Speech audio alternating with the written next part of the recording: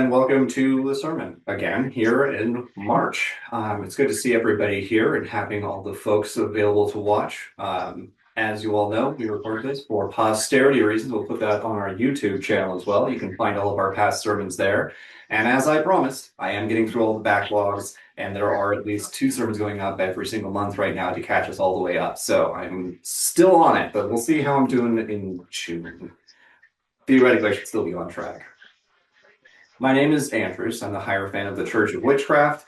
I practice celestial witchcraft, and there's some morphing within that. And then I've been posted here in Nebraska for a while, so we've been focused on getting people into the church and in the chapel here as well.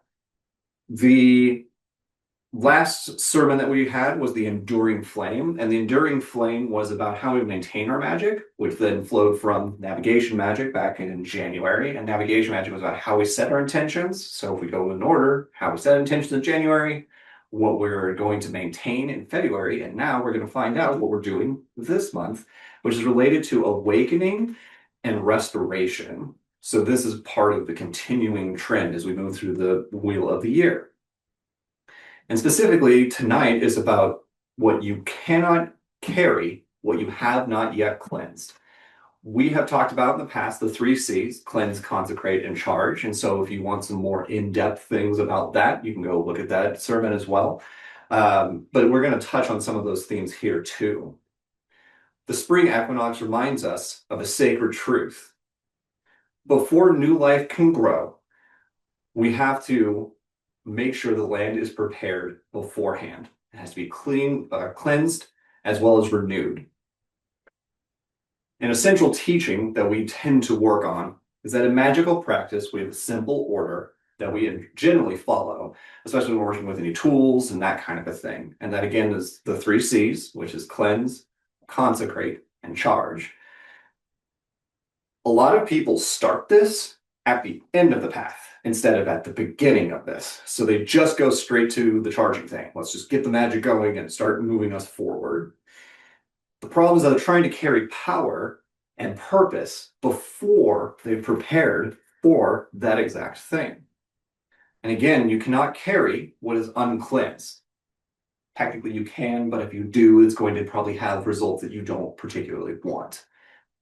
Various ranges of negative results possibly may ensue if you do that.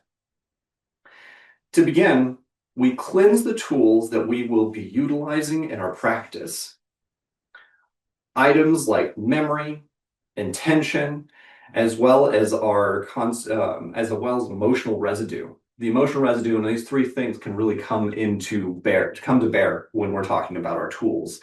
Specifically, these altars are older pieces of furniture, and the problem is that this altar definitely did not want to be the altar that it is before there was some more conversation with practitioner, and that would be Priestess Gwen's altar, specifically about programming and letting it know what its purpose was, and then it was able to function. That is one example of how things can carry that emotional residue forward when we start using it. Same thing goes for anything like this. This was an old pump organ, similarly preparing that. Similarly, the house and the chapel that we're in, all of those things have emotional residue as well as memories that are linked to it.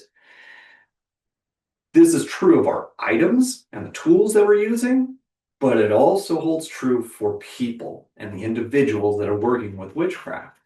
And so consider one of our main focuses is the first altar. The first altar is essentially just a tool, and just allow that to kind of flow in for a second there.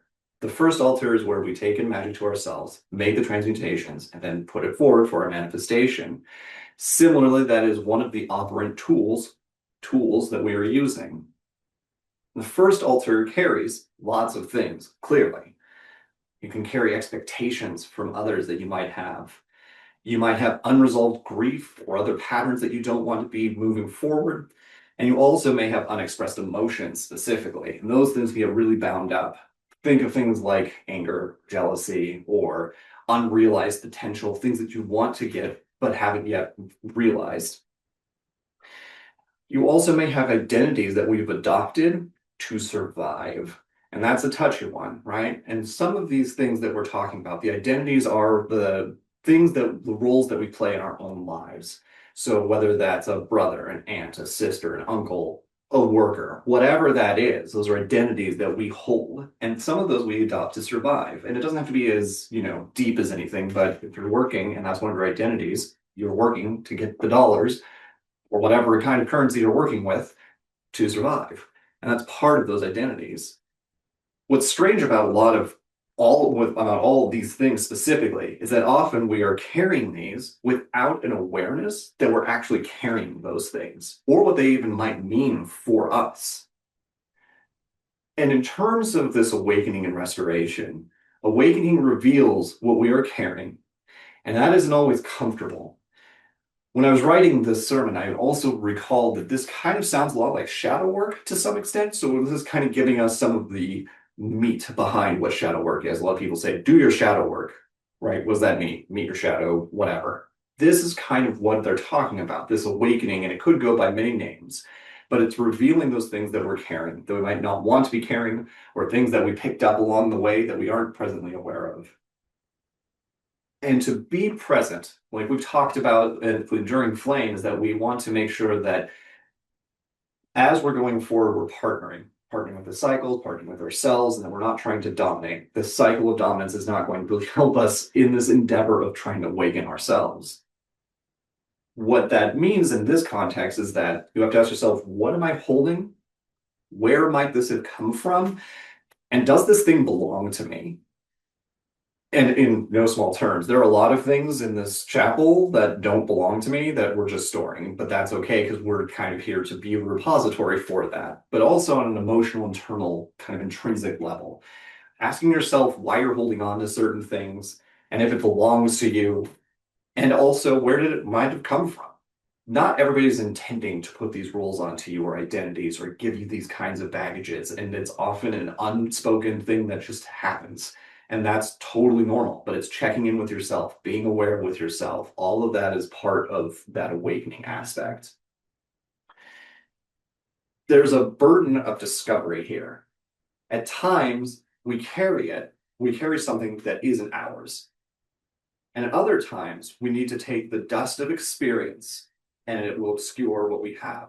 So as we go through experience, these things may cover what is hiding underneath, and we may not necessarily be aware of what's going on and these identities and these kinds of concepts that we're carrying ourselves. Cleansing, then, returns the state of clarity. It doesn't do it through destruction. It doesn't do this through rejection, but it does it by removing those obscurities. Think about truth and lies, what stories we tell in the storytelling sermon, also within the enduring flame. All of these pieces are about removing the obscurities that we have, checking in with ourselves, making sure that the first altar is working the way we want it to be working, and being aware of what's happening on practice. That's how we become more efficacious witches, more efficacious practitioners, and better channelers of magic as we have in our belief. Cleansing needs to be honest. It's going to mean some reflection. It can be forgiveness as well as release, not necessarily in that order. These paths are not usually very straightforward. Things can happen before others. You may end up with forgiveness before you get to some of the honesty stuff. It just depends on what you're working with in general. And there are a lot of ways that we can cleanse through this. Common ones that we see are water, smoke, flame. That's one of our favorites. Burning everything that we aren't using. Those things are great. Those, separation spells, whenever you're doing a severance, those are great. Salt is another one. It's inert. It's usually pretty safe. Please don't put it on grass. It will kill it. Use chalk instead, just as a consideration. You can also use crystals. You can see on this guy right here, this is an obsidian crystal, and this is another repository that we can use. But what we're offloading, specifically when I'm using this, the things that I'm offloading are charging what this crystal is, prescribing for whatever means that I have. And so that's part of the cleansing that I'm doing. It also allows me to do reflection because it can be externalized and then I can work with it. And that is part of that reflection piece, as well as being that honest piece with myself, things that I'm not really comfortable with. One of those was specifically when I was not practicing and praying at the altar consistently as per my practice, and I wasn't doing it. And I had to hold myself accountable, and that was not comfortable. But, worked through it, still working through it. Everything's a process, right? We're using the waves to guide ourselves. We're not controlling that. We're going with the weather. We're not trying to force the weather. And the second part, after we get to from our cleansing space, we're going to go into the more active component, consecration. And this is restoring our sacred purpose, whatever that might be for yourself. The cleansing stage begins the process, and the vessel is not yet ready. So that could be a physical tool. It could be a first altar physical tool. It could be a metaphysical aspect, but any of those things. This is why when you see like ritual baths and that kind of thing, those prep spaces is to prep for cleansing, to then be consecrated when you're entering into sacred spaces. Some practices are pretty big on those, not all of them.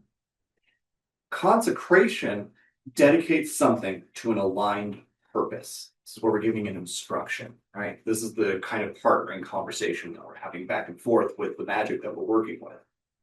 That being said, I will label that once again. Consecration dedicates something to an aligned purpose. So now you can kind of see the bridge between where we can work with tools, but we can also work with people, concepts, spaces, those kinds of things.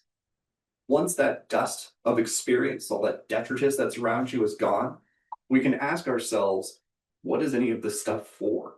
And then get a better idea of how we're going to move forward and give those kinds of consecrating instructions that we have and bring back that sacred aspect to ourselves. Consecration comes after cleansing. I know I'm saying this multiple times, but we're really going to hammer in on this. Cleansing can remove things like pain, memories, identities, and this isn't necessarily something that is permanent. You may be doing this in a number of times. Each time that you're working with something, anytime that you enter a sacred space or a liminal space for yourself, you may end up doing this cleansing as well as this consecrating. Whatever you cast a circle, whatever that sacred space is, you're giving a dedicated purpose to that area. We decide how we move forward. And again, this isn't about our dominance, this is about our own alignment. Whatever we want to do, our manifestation that we've worked with, how our will moves forward, we're deciding that. And then we choose what we're working with, whether that's supplication, asking for the act to do this thing, or we're identifying the best teammates we can work with. Those are parts of those instructions about how we decide to move forward and with what and with whom. Through consecration, we can access transformation because it's setting our manifestation into action. It's giving that instruction. Different paths that we have can be transmuted. Being conscious of these alternative paths, the ones that we might not want to carry, or the identities that we have, or weird things we picked up along the way, when we're conscious of those, it allows us to reveal and also direct our path forward from there. Without consecration, there's only emptiness. With consecration, you can restore sacred direction. There's a common phrase that I haven't said in a while that I have used consistently. That which is filled seeks to be void. That which is void seeks to be filled. This is very similar to this kind of principle, and it's a little less mysterious now, saying it this way, that if you have consecration, without it, you have an emptiness, a void of purpose, if you will. But if you have it with the consecration, you're driving that intention forward, got your teammates and your partner materia together, that's going to restore your sacred direction, especially if there's stuff that you're working through. And the third step is charging, and that's awakening our power. I will not often refer to power in any construct, usually, because, again, that lends some weird balances between things. But in this instance, it's reclaiming our own power. It's our own potency, our own efficacy going forward. So steps 1, we have our cleansing. Our second step is consecration. Our third is then, of course, charging. And charging then imparts our magic into an object or a person or a target, and that does it with intention. And that's back to how we decide we move forward. And all this is kind of part of that awakening and that restoration piece. We charge a tool with purpose. And tools are often used for directing things, like this obsidian orb, for example. It has a direct purpose for it. The one that's on here has a direct purpose. These candles have a direct purpose. And all of those have been charged for different reasons. Imagine charging something without doing a cleansing or a consecration, you have a misadjustment, a alignment, if you will, of what you're trying to do. And you might just get an amplification, rather, of what's already there. So if you have those things of emotional baggage that's attached to it, other previous purpose, whatever it might be, before you cleanse it and before you give it instructions, you're just pumping magic into the object, tool, or target, and you're amplifying what's already there, which may not be the best results that you want because you're not giving your intention to what it is that you're partnering with. There was a gas station that Gwen and I were at one night, and that she had this intuition that there was something on top of the pump itself. So we picked it up. I'm going to tell you right now, if you're going to practice witchcraft and you're going to pick up strange stones in strange places, especially gas stations in the middle of nowhere, please wear gloves. It's just a good idea. It could have been a number of things. Thankfully, it was a crystal of some origin. It's somewhere on her altar. I don't know where it is. But we picked it up and it just felt sharp is the best way I can phrase that. And it didn't feel good. And so we had to, it was really charged. And again, if we had just decided to use this thing and pump a bunch of magic into this, we're just going to amplify what's already there. It is somewhere, and we don't utilize it as far as I'm aware, because even after cleansing and trying to consecrate the thing, it still feels wrong. And so we just left it alone. Again, you don't always need to carry the things that you picked up, despite your best efforts. So again, if we are trying to do something like charging something, be conscious of what you're doing beforehand. When you're overwhelmed, it is often due to the fact that you haven't done the cleansing and the consecration. Because of the fact that you don't have the clarity of instruction, you haven't cleared out the weeds to move forward with that. And so we get this sense of overwhelm because you're just over amplifying the thing that's already there that you're probably not aware of carrying. You can add in things like your ambition, magic, responsibility, as well as your magical intention whenever you're talking about wanting to charge something. But if the vessel is not ready, it's underprepared for what it's going to receive. It doesn't have a set of instructions. If you're given a task, but the task is unclear, you aren't able to do the task. And then there are a myriad of unintended results, probably. Think of that. I'm not sure if everybody did this, but think of the time whenever, somebody tried to give you instructions to make a sandwich and you had to figure out how to do that just from what they're telling you, and it probably went awry. It's a very similar concept here. So think of the sandwich, the power amplification sandwich. But your power amplification, putting the magic into a vessel, an object, or a target, or that current material, the order matters so that it can be ready to receive the instructions. Again, unintended results. If that's your bag and you want to go for unintended results, you just want to roll the dice, far be it from us to tell you to do it otherwise. Just be aware of what you're doing. Some people work really well from chaos to order. Other people work really well from order forward. It depends on the practice. And at the last piece of this, we're talking about the restoration. This is the sacred use that we have. Once we have our steps done, the 3 C's, cleanse, consecrate, and charge, there is a restoration to this. We're seeing some of these cycles. We're seeing this kind of repeated again. Our instrument of purpose is also something that is true of people. So if my instrument of purpose is a 1 to direct energy, the same can be true of what we have with people, specifically our first altar. And that's really important about preparing ourselves for that, readying the vessel for that, cleansing the space, getting the instructions, being ready for that manifestation work. And again, we want to align with what we're doing. We don't want to command. And this sense of the 3 C's is specifically about alignment. And it's about making sure that happens instead of the other one, which would be domination. If you're just going to amplify whatever's there and just force your will into the object, tool, or target, that is the form of domination that we're trying to avoid, that we're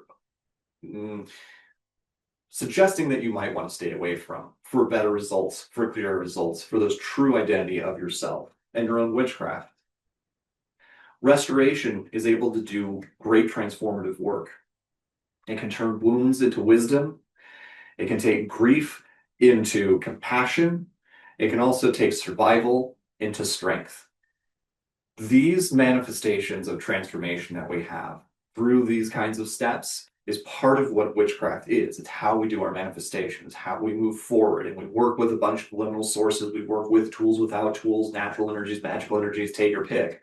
But all of that is about our own. We're able to leverage that, work with it, and affect these kinds of transformations.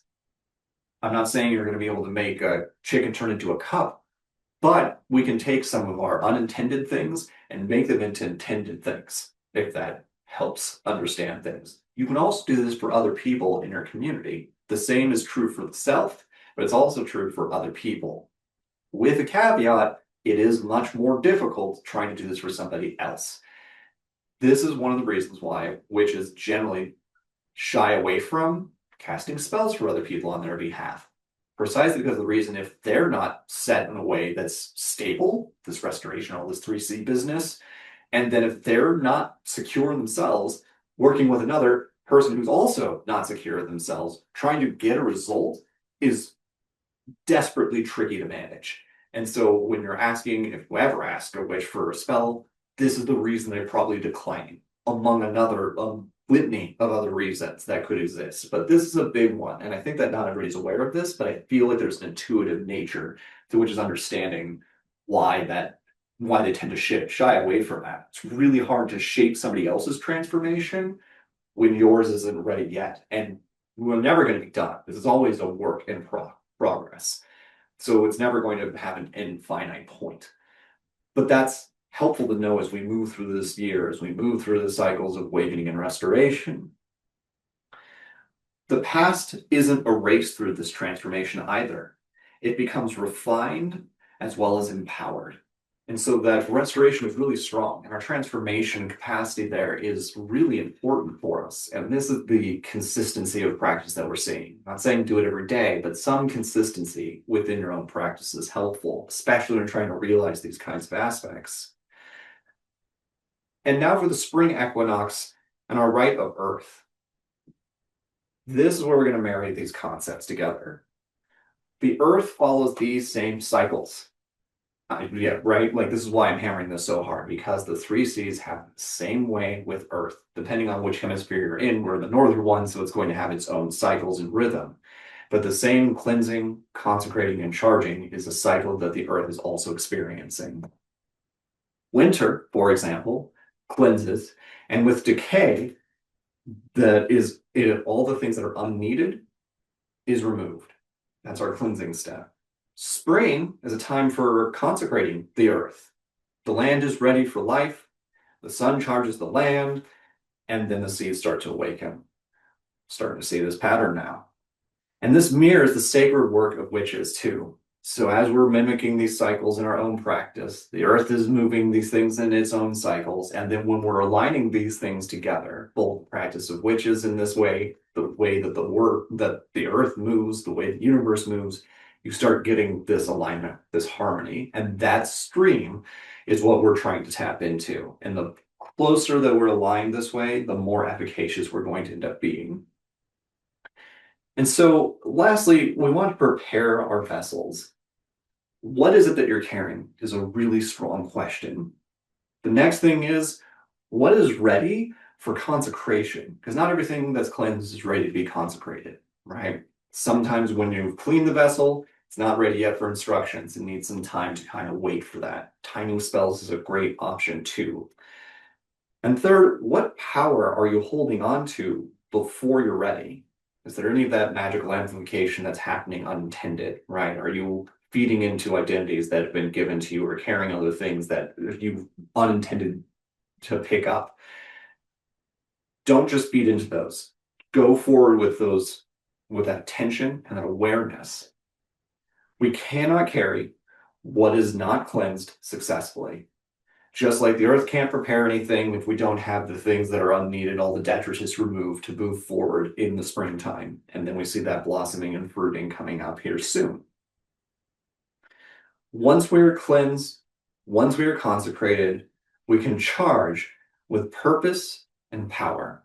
And this is our manifestation work. And the cycles of the earth, the cycles of witches and their practice, those things together in harmony is what generates some of that potency. What was a burden can be turned into a sacred instrument of your own path. So that instrumentality, what I'm doing for my first altar is connecting to these cycles and these rhythms, and then making myself an instrument in my own practice. That is the course of the first altar. That's the purpose. These secondary altars are great for continuing to amplify that. But that comes through cleansing, consecrating, and charging these things. And there's a lot of ways that you can do any of those. And your targets can change with those as well. And finally, I want to give us a closing blessing as well. So let's take 3 deep breaths real quick. Whatever you're doing, take a pause.